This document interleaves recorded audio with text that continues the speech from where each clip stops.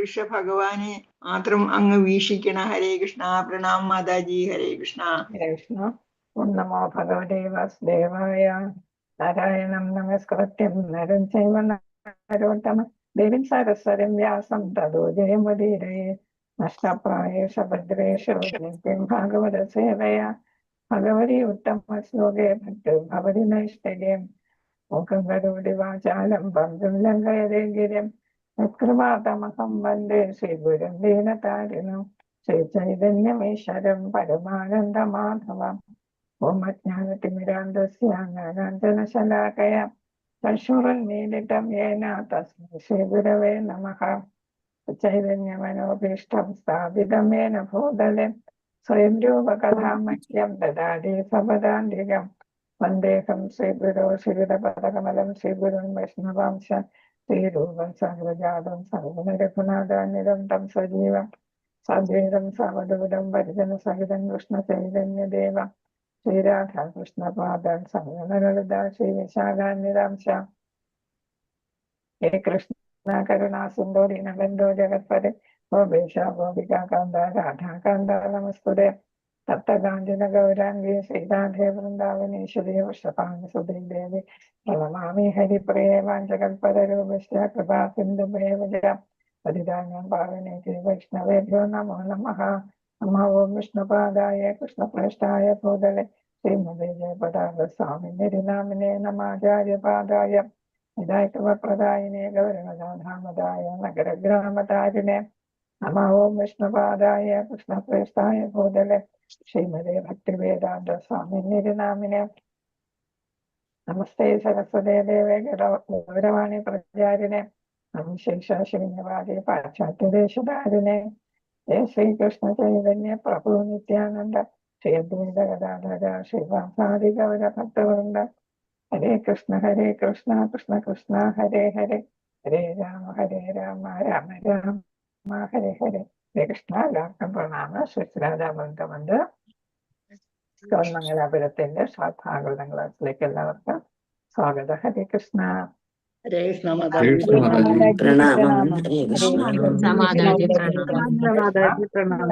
എല്ലാവർക്കും പ്രണാമം. ഹരേ കൃഷ്ണ. നമ്മളിപ്പോ എത്രാമത്തെ ശ്ലോകത്തിലാണ്? 10ാമത്തെ ശ്ലോകത്തിന്റെ മാതാജി. പിന്നെ ഗൗതമന്റെ അത് അവിടെ എടുക്കണം. ഹരേ കൃഷ്ണ.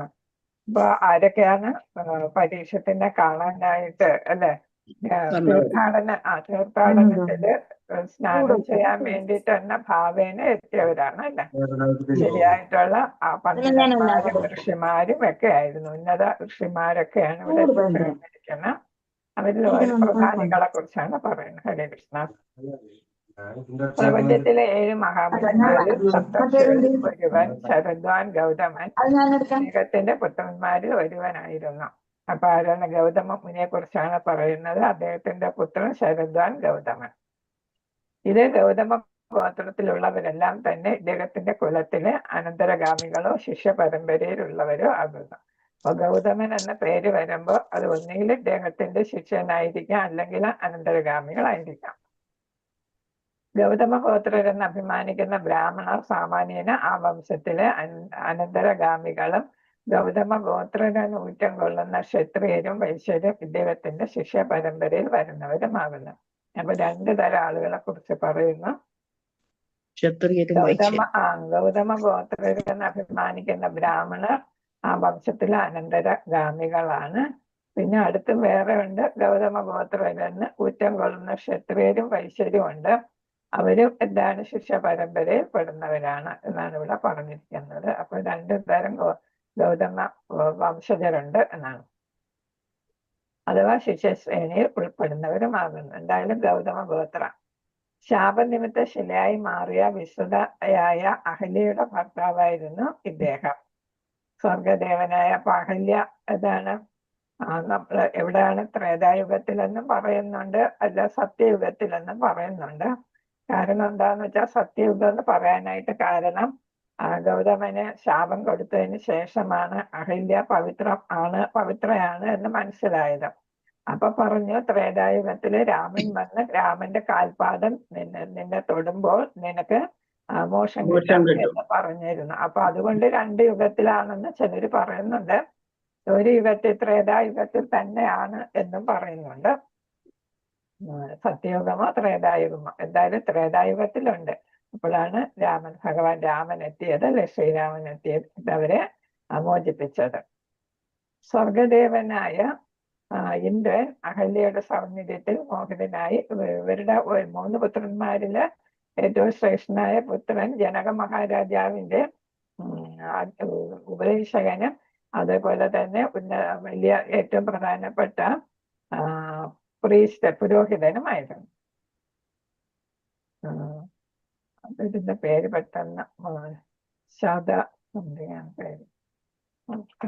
ഇന്നലെ ധൗമ്യ എന്ന് തന്നെയാണ് കേട്ടോ, ധൗമ്യ മുനി തന്നെയാണ് യുധിഷ്ഠിരന്റെ ഉപദേശകനായിരുന്നത്. മുനി തന്നെയായിരുന്നു. എന്നാലും എനിക്കൊരു സംശയം പെട്ടെന്ന് ഇങ്ങനെ വന്നു. ധൗമ്യ മുനി തന്നെയാണ്. സ്വർഗദേവനായ ഇന്ദ്രൻ അഹല്യയുടെ സൗന്ദര്യത്തിൽ മോഹിതനായി ഗൗതമ മുനിയായി കപടവേഷം ധരിച്ച് അഹല്യയുമായി സംഗമിക്കാൻ ശ്രമിച്ചു. അഹല്യ തന്നെ വഞ്ചിച്ചു എന്ന തെറ്റിദ്ധരിച്ച ഗൗതമ മുനി ശരിയായി തീരട്ടെ എന്ന് സ്വപത്നിയായ അഹല്യയെ ശപിച്ചതൊക്കെ നമുക്ക് അറിയുന്ന കാര്യമാണ്. പിന്നീട് അഹല്യയുടെ നിരവധാദിത്വം മനസ്സിലാക്കിയ ഗൗതമ മുനി ശ്രീരാമചന്ദ്രാവതാരത്തിൽ ഭഗവാന്റെ പാദസ്പർശമേറ്റ് ശാപമോക്ഷം ലഭിക്കുമെന്ന് അഹല്യയെ അനുഗ്രഹിക്കുകയും ചെയ്തു. പിന്നീട് ത്രേതായുഗത്തിൽ, അതുകൊണ്ടാണ് പിന്നീട് ത്രേതായുഗം എന്ന് പറയുന്നത് കൊണ്ട് സത്യയുഗം എന്ന് നമുക്കൊരു സംശയം വരുന്നുണ്ട്. പിന്നീട് ത്രേതായുഗത്തിൽ ശ്രീരാമചന്ദ്ര ഭഗവാന്റെ പാദസ്പർശത്താൽ അഹല്യയ്ക്ക് ശാപമോക്ഷം ലഭിച്ചു. അഥവാ പൂർവ്വരൂപം തിരിച്ചു കിട്ടി. എന്ന് വെച്ചാൽ കല്ല് മാറി ആരായിട്ട് മാറി ഒരു സ്ത്രീയുടെ രൂപത്തില് പിന്നെ എത്തി. കുരുക്ഷേത്ര യുദ്ധത്തിലെ മഹായോദ്ധാക്കളിൽ ഒരാളായ കൃപാചാര്യരുടെ പിതാമഹനായിരുന്നു ഗൗതമ മുനി. ആയുസ് കൂടുതലായിരുന്നു, അല്ലെ? ത്രേതായുഗത്തില് സത്യയുഗത്തിലൊക്കെ ആയുസ് കൂടുതലാണ്. അപ്പൊ ത്രേതായുഗത്തിലുള്ള ആള് എവിടെ ഉണ്ട്? ദ്വാപരയുഗത്തിലും ഉണ്ടായിരുന്നു. ത്രേതായുഗത്തില് നമുക്കിപ്പൊ 100 ആണെങ്കിൽ ത്രേതായുഗത്തിൽ എത്രയായിരുന്നു? 1000 വർഷമായിരുന്നു, അല്ലെ? അതിനു മുൻപ് 10,000 വർഷമായിരുന്നു. അപ്പൊ അതുകൊണ്ടാണ് ഗൗതമ മുനി കൃപാചാര്യരുടെ പിതാമഹനായിരുന്നു. കൃപാചാര്യൻ എവിടെ ഉണ്ടായിരുന്നു? കുരുക്ഷേത്ര യുദ്ധത്തിലുണ്ടായിരുന്നു, അല്ലെ? ദ്രോണരുടെ ബ്രദറിനാണ് കൃപാചാര്യൻ, അല്ലെ? വൈഫിന്റെ പേര് കൃപയാണ്, കൃപയുടെ ബ്രദറാണ് അത് കൃപാചാര്യൻ. അദ്ദേഹം ഉപദേശകനായിരുന്നു. പിന്നീട് യുധിഷ്ഠിരന്റെ ഉപദേശകനായിരുന്നു കൃപാചാര്യൻ. അപ്പൊ യുദ്ധത്തില് കൗരവരുടെ പക്ഷത്തായിരുന്നുവെങ്കിലും പിന്നീട് യുധിഷ്ഠിരന്റെ ആരായിരുന്നു? ഉപദേശകനായിട്ട് പ്രവർത്തിച്ചിരുന്നു. അപ്പൊ ഇത്രയുമാണ് ആരെ കുറിച്ച് പറയുന്ന? ഗൗതമനെ കുറിച്ച് പറയുന്നത്. അടുത്ത മൈത്രേയൻ. നമുക്ക് പ്രധാനപ്പെട്ട ഒരു വ്യക്തിയാണ് മൈത്രേയൻ. കാരണം എന്താണ്? ഭഗവാനിൽ നിന്ന് ഭഗവാൻ ഉദ്ധവർക്ക് ഉപദേശിച്ചു കൊടുത്തപ്പോ ഉദ്ധവന് ഉദ്ധവഗീതം അല്ലെങ്കിൽ ഉദ്ധവ ഉപദേശം എന്ന് പറഞ്ഞു വരുന്നുണ്ട് ഭാഗവതത്തിൽ തന്നെ. അത് കേട്ട ആളാണ് മൈത്രേയൻ. മൈത്രേയനാണ് പിന്നീട് വിദുരർക്കെല്ലാം ഉപദേശങ്ങളും നൽകുന്നത്. ഉദ്ധവർ തന്നെ പറഞ്ഞു, വിദുരടുത്ത് പറഞ്ഞു, ഞാനും കേട്ടതാണ്, എന്നോടൊപ്പം മൈത്രേയനും ഉണ്ടായിരുന്നു.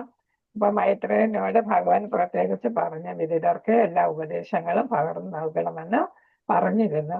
അതുകൊണ്ട് മൈത്രേയനെ സമീപിച്ചാൽ മതി. എനിക്ക് പറഞ്ഞു തരാനായിട്ട് എനിക്ക് ബദരിക ആശ്രമത്തിൽ പോകേണ്ടതുണ്ട്.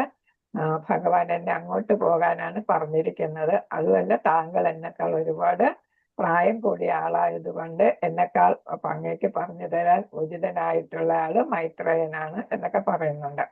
ആ മൈത്രേയന്റെ കാര്യമാണ് ഇവിടെ പറയുന്നത്. പുരാതന കാലത്തെ മഹാനായ ഒരു ഋഷിയാണ് ഇദ്ദേഹം. വിദുരരുടെ ആത്മീയ ഗുരുവും ഒരു മത പ്രാമാണികനുമായിരുന്നു. അപ്പൊ വിദുരരെ ദുര്യോധനൻ രാജ്യത്തിൽ നിന്ന്, കൊട്ടാരത്തിൽ നിന്ന് പുറത്താക്കിയപ്പോ വിദുരർ എന്തിനു പോയി? പിൽഗ്രിമേജിന് പോയല്ലേ? തീർത്ഥാടനത്തിന് പോയപ്പം തീർത്ഥാടന വഴിക്ക് വെച്ച്, അല്ലെ? തീർത്ഥാടന ആ സമയത്താണ് വിദുരർ മൈത്രേയനെ കണ്ടുമുട്ടുന്നത്. ഇവിടെ വെച്ച് ഹരിദ്വാറിൽ വെച്ച് കണ്ടുമുട്ടുന്നത്, ആത്മീയ ഗുരുവായിട്ട് സ്വീകരിക്കുന്നത്. ഒരു മത പ്രാമാണികനുമായിരുന്നു. എന്ന് വെച്ചാൽ ഭഗവാന്റെ തത്വങ്ങളെല്ലാം പ്രചരിപ്പിക്കുന്ന ആളായിരുന്നു. പാണ്ഡവരുമായി നല്ല ബന്ധം പുലർത്തണമെന്ന് ഇദ്ദേഹം ധൃതരാഷ്ട്രരെ ഉപദേശിച്ചു. ദുര്യോധനൻ ഇതിന് വിസമ്മതിക്കുക ഇദ്ദേഹം ദുര്യോധനനെ ശപിച്ചു. വ്യാസദേവനെ സന്ദർശിച്ച ഇദ്ദേഹം അദ്ദേഹവുമായി ധർമ്മ ഉപദേശങ്ങളിൽ ഏർപ്പെടുകയും ചെയ്തിരുന്നു. അപ്പൊ എന്താണ് മൈത്രേയൻ എന്താണ് ധാർമ്മിക പ്രഭാഷണം നടത്തുന്ന ആളാണ്, പ്രാമാണികനാണ്, കുതിരയുടെ ആത്മീയ ഗുരുവാണ്, ഒരു മഹാനായ ഋഷിയാണ്. പാണ്ഡവരുമായിട്ട് നല്ല ബന്ധം പുലർത്തുകയും ദുര്യോധന ഉപദേശിക്കുകയൊക്കെ ചെയ്ത ആളാണ്. ഹരേ കൃഷ്ണ. ശ്ലോകം 11. ഓം നമോ ഭഗവതേ വാസുദേവായ. അന്യേ ച ദേവർഷി ബ്രഹ്മർഷി വര്യ രാജർഷി വര്യ അരുണാദയശ്ച നാനാർഷേയ പ്രവരാൻ സമേത നഭ്യർച്ച രാജ ശിരസാ വന്ദേ. ആരെങ്കിലും വായിച്ചോളൂ. ഹരേ കൃഷ്ണ. അന്യേ ച ദേവർഷിർബ്രഹ്മർഷിർവര്യ രാജർഷിർവര്യ അരുണാദയശ്ച നാനാർഷേയ പ്രവരാൻ സമേതാനഭ്യർച്ച്യ രാജാ ശിരസാ വന്ദേ. ഹരേ കൃഷ്ണ. ഇത് മറ്റു നേരത്തെ പറഞ്ഞവർക്ക് പുറമെ വന്ന് ചേർന്ന മറ്റു പ്രധാനികള്, രാജാക്കന്മാരായ ഋഷിതുല്യരായ രാജാക്കന്മാർ അല്ലെ, രാജാക്കന്മാരാണ് അവർ, ഋഷിതുല്യരുമാണ്. പിന്നെ ബ്രാഹ്മണരിൽ ഋഷിമാരായവര്, അങ്ങനെ എന്താണ് ആ പ്രധാനപ്പെട്ട ശ്രേഷ്ഠരായ മറ്റുള്ളവരെ കുറിച്ച് ഇവിടെ പറയുന്നത് വെച്ചാൽ ഇവരെല്ലാവരും പരീക്ഷത്തിനെ കാണാനും പരീക്ഷത്തെ ശരീരം ഉപേക്ഷിച്ച് ഭഗവാനിൽ എത്തിച്ചേരുന്ന, ഭഗവാന്റെ ധാമത്തിൽ എത്തിച്ചേരാൻ എല്ലാവരും ആഗ്രഹിക്കുകയാണ് അല്ലെ. ആ ആഗ്രഹിക്കുന്നവരൊക്കെയാണ് ഇവിടെ എത്തിച്ചേർന്നത്. ഒരാള് പോകുന്നത് ധാമത്തിലേക്ക് എത്തിച്ചേരുന്നതിന് സാക്ഷ്യം വഹിക്കാനായിട്ടാണ് ഇവരെല്ലാം എത്തിച്ചേർന്നിരിക്കുന്നത്. പ്രധാന പദാർത്ഥം ശ്രീലപ്രഭാതേ മറ്റനേകരും ചാവും ദേവർഷി ദേവന്മാരിൽ ഋഷി, ബ്രഹ്മർഷി ബ്രാഹ്മണന്മാരിൽ ഋഷി, വര്യ ഉത്തുംഗരായ എന്നുവെച്ചാൽ ഉന്നത തലത്തിലുള്ള, രാജർഷി വര്യ ഉത്തുംഗരായ രാജാക്കന്മാര് ഋഷിയായ ഉത്തുംഗൻ എന്നാണ് ഇവിടെ പറയുന്നത്. ഉത്തുംഗരായ രാജാക്കന്മാർ, അതായത് ഋഷിതുല്യരായിട്ടുള്ള രാജാക്കന്മാരാണ്, വലിയ സ്ഥാനം ഉള്ള രാജാക്കന്മാരാണ്. അരുണ ആദയ രാജർഷിമാരുടെ സവിശേഷമായ പദവിയാണ് അരുണ ആദയ പദവി. ചാവും നാന മറ്റ് നിരവധി പേരും ആർഷേയ പ്രവരാൻ ഋഷികുലത്തിലെ പ്രമുഖർ സമേതാൻ ഒത്തുചേർന്നു. അഭ്യർച്ച ആരാധിച്ച് രാജാ സാമ്രാട്ട് ശിരസ് വണങ്ങി വന്ദേ സ്വാഗതം ചെയ്തു. അപ്പൊ പ്രായോപവേശം ചെയ്യാൻ എത്തിയിരിക്കുന്ന പരീക്ഷിത മഹാരാജാവ് എന്ത് ചെയ്തു? എല്ലാവരെയും എണീറ്റ് തല കുനിച്ച് വണങ്ങി എന്നാണ് പറയുന്നത്. ഇവരെല്ലാം ഇതാണ് ബ്രാഹ്മണ ഋഷിമാരും രാജർഷികളും അതേപോലെ വലിയ തലത്തിലുള്ള അല്ലെ ഉന്നത തലത്തിലുള്ള ഉത്തമ അധികാര തലത്തിലുള്ളവരൊക്കെയാണ് എത്തിച്ചേർന്നിരിക്കുന്നത്. ഇപ്പൊ അദ്ദേഹം ചക്രവർത്തി ആണെങ്കിൽ പോലും ഇവരെ കണ്ടപ്പോൾ എന്ത് ചെയ്തു? എണീറ്റ് തലകുനിച്ച് വണങ്ങി. അപ്പൊ തലകുനിച്ച് വണങ്ങുക എന്നുള്ളതാണ് ഇവിടെ പ്രധാനം. നമ്മൾ ബഹുമാനിക്കുന്നത് അങ്ങനെയാണ്, ബഹുമാനം സൂചിപ്പിക്കും. വെറുതെ തൊഴുന്ന അല്ല, തലകുനിച്ച് വണങ്ങി അവരെ സ്വാഗതം ചെയ്യുന്നു. അതാണ് ഉത്തമമായിട്ടുള്ള ഒരു രീതി. വിവർത്തനം ഭാവാർത്ഥം ശ്രീല പ്രഭുപാദർക്ക് ജയ്. മറ്റനേകം ദേവർഷികളും നിരവധി ബ്രാഹ്മണ ഋഷിമാരും രാജർഷിമാരും അരുണാദയന്മാരും വിവിധ രാജവംശത്തിലെ കുലഗുരുക്കന്മാരും അവിടെ സന്നിഹിതരായിരുന്നു. അപ്പൊ കുലങ്ങളിലെ രാജവംശങ്ങളിലെ എന്താണ് ഓരോ കുലത്തിനും ഗുരുക്കന്മാരുണ്ട്. ഇപ്പൊ വസിഷ്ഠൻ, വിശ്വാമിത്രൻ എന്ന് പറയുന്ന പോലെയൊക്കെ അവരെല്ലാം അവിടെ എത്തിയിരുന്നു. അവരെല്ലാം ഒരുമിച്ച് പരീക്ഷിത്ത് ചക്രവർത്തിയെ സന്ദർശിക്കാൻ എത്തിയപ്പോൾ അദ്ദേഹം എല്ലാവരെയും ശിരസ് കുനിച്ച് ഉപചാരപൂർവ്വം സ്വീകരിച്ചു. അപ്പൊ ഞാൻ മരിക്കാൻ പോണെന്ന് പറഞ്ഞിട്ട് എന്താണ് ദുഃഖിച്ചിരിക്കുകയല്ല ചെയ്തത്. ബഹുമാനിക്കേണ്ടവരെ ഏത് സമയത്തും നമ്മൾ ബഹുമാനിക്കണം. നമുക്ക് എന്ത് കഷ്ടപ്പാടുണ്ടോ പ്രശ്നങ്ങളുണ്ടോ അതൊന്നും നമ്മൾ വകവയ്ക്കേണ്ടതില്ല. ബഹുമാനിക്കേണ്ടവരെ എപ്പോഴാണെങ്കിലും നമ്മൾ തലകുനിച്ച് ബഹുമാനിക്കണം എന്നാണ്. ഉപചാരപൂർവ്വം ഫോർമലായിട്ട് തന്നെ അവരെ സ്വീകരിച്ചു. ഭാവാർത്ഥം ശ്രേഷ്ഠരായ വ്യക്തികളെ ശിരസ് കുനിച്ച് വണങ്ങി ബഹുമാനം പ്രകടിപ്പിക്കുന്നത് ഉത്കൃഷ്ടമായ ഉപചാരമാകുന്നു. എന്ന് വെച്ചാൽ ശ്രേഷ്ഠമായിട്ടുള്ള ഒരു ഉപചാരമാണ്, ആദരവാണ്. അത് ബഹുമാന്യനായ വ്യക്തിയുടെ ഹൃദയത്തിൽ പ്രണമിക്കുന്ന വ്യക്തിയോട് പ്രീത്യർത്ഥമായി പ്രവർത്തിക്കുന്നതിനുള്ള ധാർമ്മിക ബാധ്യത വളർത്തുന്നു. അപ്പൊ എന്താ ഇത് ചെയ്യുന്നത്? നമ്മൾ അങ്ങനെ തല കുനിഞ്ഞ് വണങ്ങുമ്പോൾ എന്താണ് ആരെയാണോ നമ്മൾ തല കുനിച്ച് വണങ്ങുന്നത് അവർക്ക് നമ്മളോട് വണങ്ങുന്ന ആളിനോട് പ്രത്യേകിച്ച് ഒരു പ്രീതി ഉണ്ടാകും, അടുപ്പവും അല്ലേ ഒക്കെ ഉണ്ടാകും എന്നാണ്. അപ്പൊ അങ്ങനെ ഉള്ള ഒരു ധാർമ്മിക ബാധ്യത അവർക്കുണ്ടാകുന്നു. അപ്പൊ പ്രീതിപൂർവമാണ് നമ്മൾ അവരോട് പെരുമാറേണ്ടത് എന്നുള്ളത് അത് അവരുടെ ഒരു കടമയായിട്ട് മാറുന്നു. ഈ ലഘു പ്രക്രിയയാൽ അപ്പൊ തലകുനിച്ച് വണങ്ങുക എന്ന് വെച്ചാൽ ലഘു പ്രക്രിയയാണ് അല്ലെ. അതിനൊരു സാഹസമൊന്നും എടുക്കേണ്ട കാര്യമില്ല, വലിയ എഫർട്ടൊന്നും എടുക്കണ്ട അല്ലെ. ഒരു മഹാ അപരാധിക്ക് പോലും മാപ്പ് ലഭിക്കുന്നു. അങ്ങനെ തലകുനിച്ച് വണങ്ങുമ്പോൾ എന്ത് ചെയ്യുന്നു, മാപ്പിന് അർഹരായിട്ട് മാറുന്നു എന്നാണ്. അതാണ് പ്രീതി അല്ലെ, പ്രീതി ലഭിക്കുന്നു. അപരാധിയാണെങ്കിൽ ക്ഷമ കിട്ടുന്നു എന്നാണ്. എല്ലാ ഋഷിമാരും രാജാക്കന്മാരും പരീക്ഷത്ത് മഹാരാജാവിനെ ആദരിക്കുന്നുവെങ്കിൽ തന്നെയും എല്ലാ പാപങ്ങളിൽ നിന്നും മുക്തനാകാനായി അഥവാ മാപ്പ് ലഭിക്കാനായി അദ്ദേഹം അവിനീത രീതിയിലുള്ള ഉപചാരത്താൽ സകല ഉന്നത വ്യക്തികളെയും സ്നേഹ ആദരങ്ങളോടെ സ്വീകരിച്ചു. ചക്രവർത്തിയാണ് അറിഞ്ഞോ അറിയാതെ തെറ്റുകൾ സംഭവിച്ചിട്ടുണ്ടാകാം.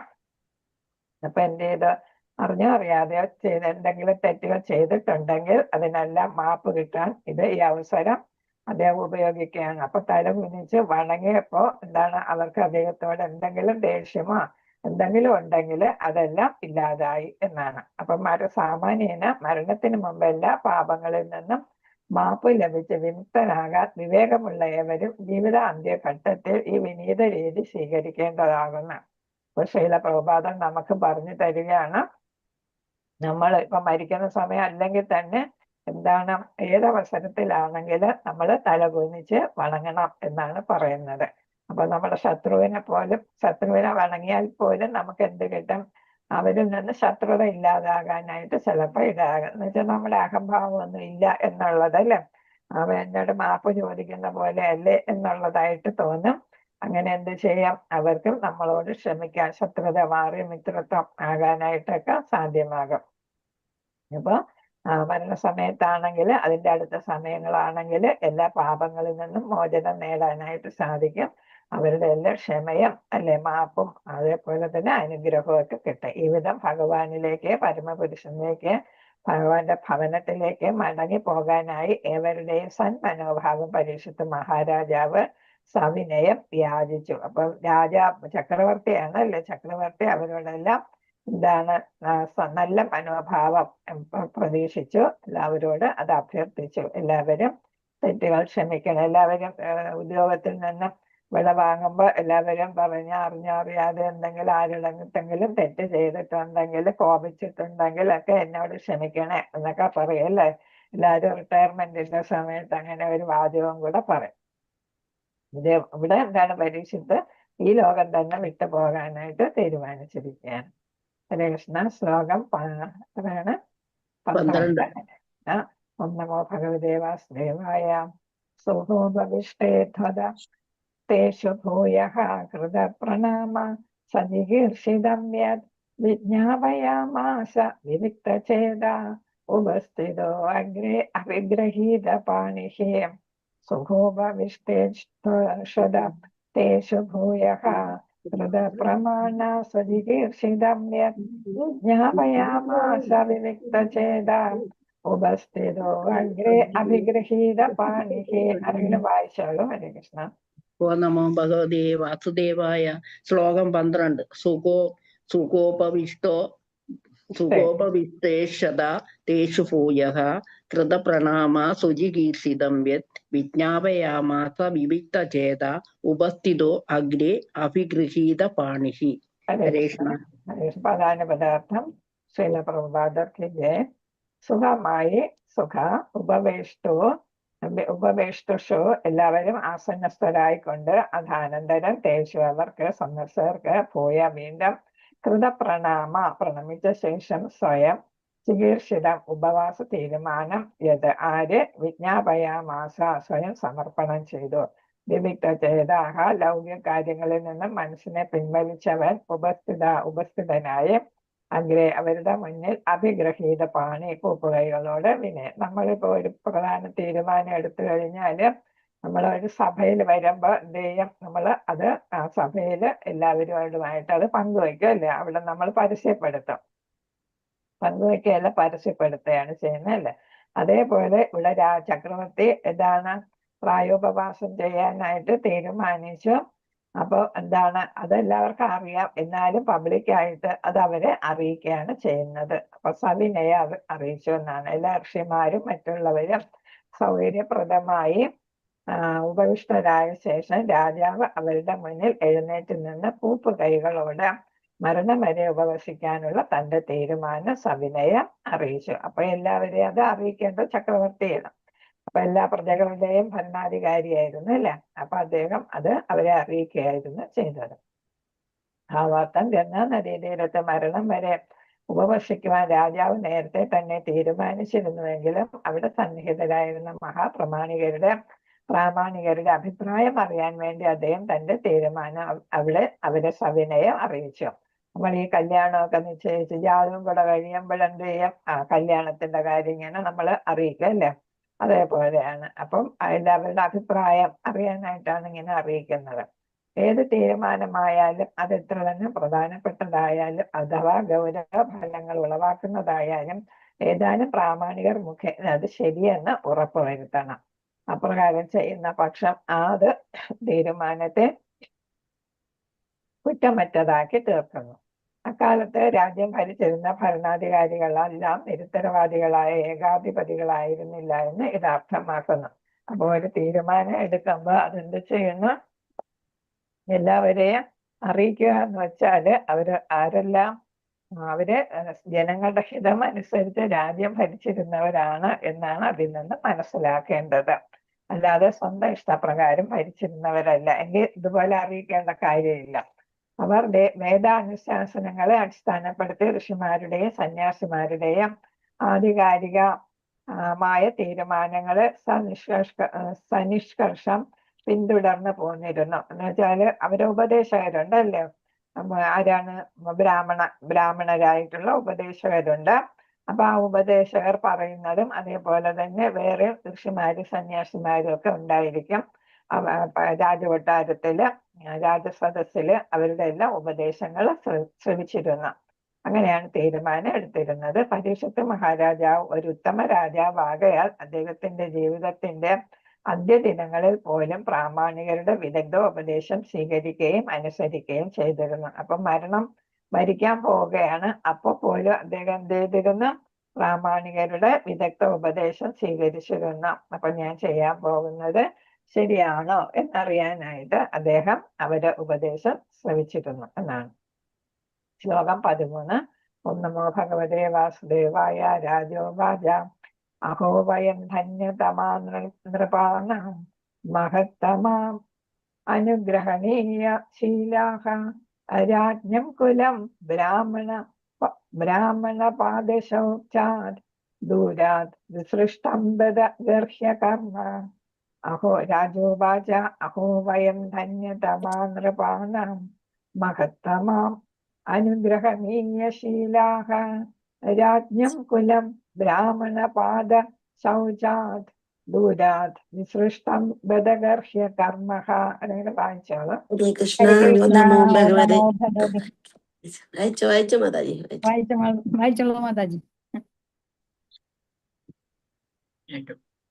ആരെങ്കിലും ഒരാൾ വായിക്കേ. ഓം നമോ ഭഗവതേ വാസുദേവായ.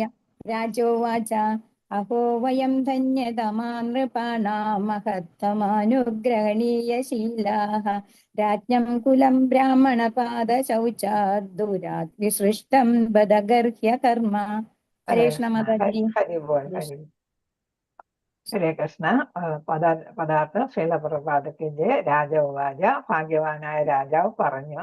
ഭാഗ്യവാനാണല്ലേ എല്ലാവരും ഇങ്ങനെ എത്തിച്ചേർന്നിരിക്കുക അല്ലെ, അദ്ദേഹത്തിന്റെ ഭൗതിക ശരീരം ഉപേക്ഷിക്കുന്നത് കാണാനായിട്ട്, സാക്ഷ്യം വഹിക്കാനായിട്ട്. അഹോ വയം നാം ധന്യതമ അത്യന്ത കൃതജ്ഞതയോടെ നൃപാണാം എല്ലാ രാജാക്കന്മാരോടും അവിടെ എത്തിച്ചേർന്ന് മഹത്തമ ശ്രേഷ്ഠരായ ആത്മാക്കളോടും മഹത്തുക്കളായ ഋഷിമാരൊക്കെ എത്തിയില്ലേ അവരെല്ലാവരോടും അനുഗ്രഹണീയ ശില പ്രീതി നേടാൻ ശിക്ഷണം ലഭിച്ച രാജകീയമായ കുലങ്ങൾ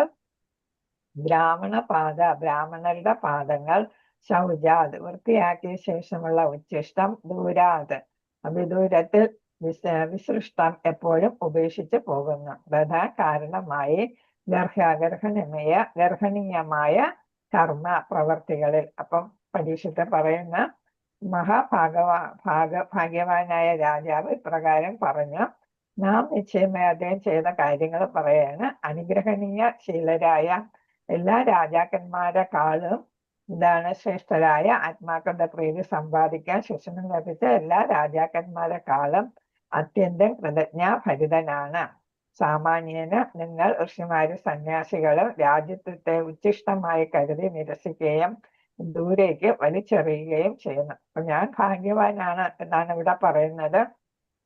കാരണം എന്താ, ഋഷിമാര് സന്യാസിമാരൊക്കെ എന്താണ് അവർക്ക് ഭൗതികമായിട്ടുള്ള ആഗ്രഹങ്ങളൊന്നും ഇല്ല അല്ലെ. അതുകൊണ്ട് രാജ്യത്വത്തെ ഉച്ഛിഷ്ടമായിട്ട് കാണുന്നു എന്നാണ് പറയുന്നത്.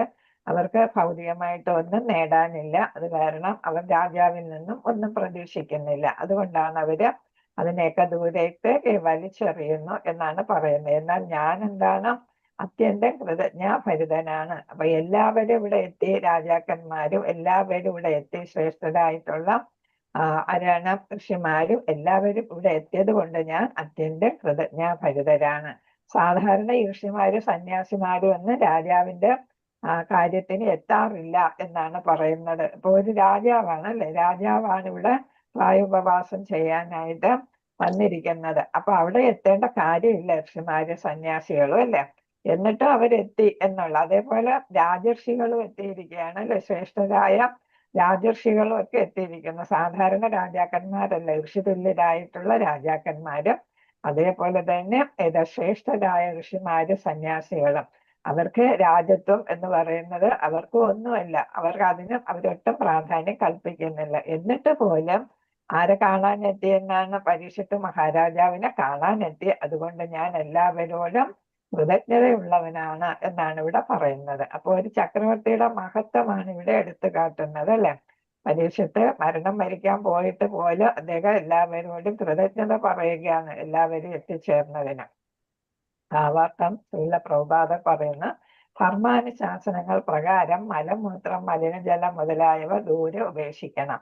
നവീന സംസ്കാരത്തിൽ ഗ്രഹത്തോടെ. ഇപ്പൊ ഇവിടെ ഇതെന്താണ്, മലമൂത്രം മലിനജലം എന്നൊക്കെ ഋഷിമാർക്ക് ഭൗതികമായിട്ടുള്ള കാര്യങ്ങളൊക്കെ ഇതുപോലെയാണ് തുല്യർക്കല്ലേ. നവീന സംസ്കാരത്തിൽ ഗ്രഹത്തോടനുബന്ധിച്ചുള്ള കക്കൂസും കുളിമുറിയും സൗകര്യപ്രദമായ സുഖസൗകര്യങ്ങളാണെങ്കിലും അവയൊക്കെ വസിക്കുന്ന ഭവനത്തിൽ നിന്ന് ദൂരെ സ്ഥാപിക്കണമെന്ന് അനുശാസിച്ചിരിക്കുന്നു. ധർമ്മശാസനങ്ങൾ അങ്ങനെയാണ് പറയുന്നത്. കാരണം ഒരുപാട് അണുക്കളും അല്ലെ ബാക്ടീരിയ അത് ഇതൊക്കെ ഉള്ളതാണ്, നമ്മുടെ ആരോഗ്യത്തിന് തന്നെ ഹാനികരമായിട്ടുള്ളത് കൊണ്ടാണ് അങ്ങനെ പറഞ്ഞിരിക്കുന്നത്. പരമപുരുഷനിലേക്ക് ക്രമമായി മുന്നേറിക്കൊണ്ടിരിക്കുന്നവർക്കായി രാജ്യത്വവുമായി ബന്ധപ്പെടുത്തി ഈ ദൃഷ്ടാന്തം ഇവിടെ ഉദ്ധരിച്ചിരിക്കുന്നു. ആരാണ് ഈ ഋഷിമാരും? അവരൊക്കെ എന്താണ്, ഭഗവാനോട് അടുത്തിരിക്കുന്നവരാണല്ലേ. അവർക്ക് ഭൗതികമായിട്ടുള്ള ഒന്നിനോടും താല്പര്യമില്ല.